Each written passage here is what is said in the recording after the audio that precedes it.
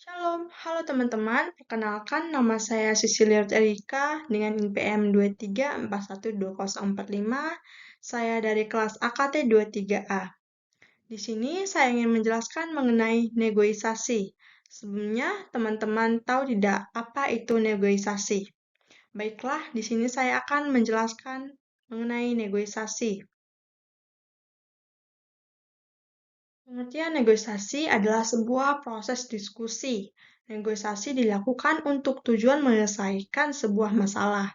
Melihat dari sisi etimologis, kata negosiasi berasal dari bahasa Inggris, berasal dari kata to negotiate dan to be negotiating. Arti dari kata tersebut adalah merundingkan, membicarakan, atau menawarkan. Dari kata-kata tersebut, kemudian negosiasi dalam bahasa Inggris memiliki kata turun lain. Kata tersebut adalah negotiation. Arti kata negosiasi adalah sebuah aktivitas yang merundingkan atau membicarakan sesuatu. Pembicaraan atau perundingan tersebut dilakukan dengan pihak lain. Tujuan dari aktivitas tersebut adalah untuk mencapai sebuah kesepakatan. Negosiasi memiliki 5 tahap. Yang pertama, perencanaan dan persiapan. Tahap pertama yang harus dilalui adalah perencanaan dan persiapan. Proses dalam pengumpulan data akan sangat dibutuhkan. Tujuannya adalah untuk mendukung posisi ketika bernegosiasi, ketika menyampaikan sebuah argumen dalam mendukung posisi harus dilakukan dengan bijaksana. Yang kedua, menentukan aturan. Tahap kedua adalah menentukan sebuah aturan. Pada proses ini, seseorang harus menentukan garis besar dan aturan. Tujuannya adalah untuk menentukan apa yang akan dinegosiasikan. Yang ketiga, penjelasan. Tahap selanjutnya adalah penjelasan. Pada tahap ini, masing-masing pihak harus saling mengutarakan apa yang diinginkan. Masing-masing pihak dapat memberikan sebuah dokumentasi atau pemaparan secara jelas.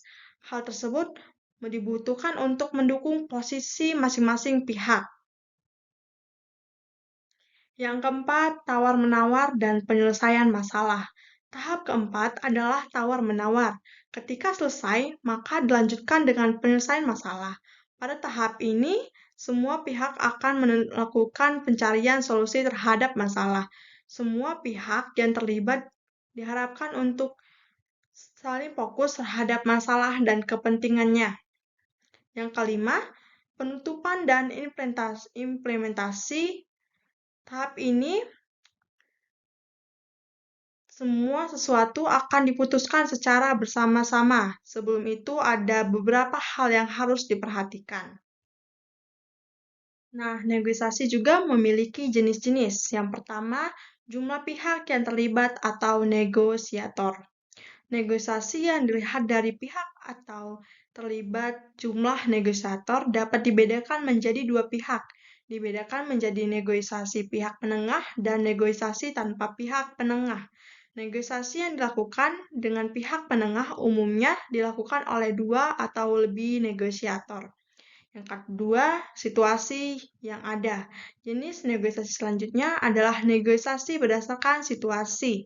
Ketika dinilai dari situasi, maka negosiasi ini dibagi menjadi dua jenis, yaitu negosiasi formal dan negosiasi non-formal. Yang ketiga, keuntungan dan kerugian. Jenis negosiasi ketika adalah berdasarkan keuntungan dan kerugian. Jenis negosiasi ini dinilai berdasarkan keuntungan dan kerugian yang ada. Jenis negosiasi ini dibagi menjadi negosiasi kolaborasi, negosiasi dominasi, negosiasi akomodasi, dan lose-lose. Nah, yang terakhir ada faktor utama negosiasi. Terdapat beberapa faktor yang harus diperhatikan oleh negosiator ketika melakukan negosiasi. Beberapa faktor yang harus diperhatikan adalah sebagai berikut. Yang pertama, para pihak yang ikut serta. Yang kedua, hubungan. Yang ketiga, komunikasi. Yang keempat, alternatif. Yang kelima, opsi realistis. Dan yang terakhir, klaim yang sah. Baik, tadi adalah sedikit penjelasan mengenai negosiasi. Semoga dapat membantu teman-teman sekalian. Selamat menonton dan saya ucapkan terima kasih. Shalom.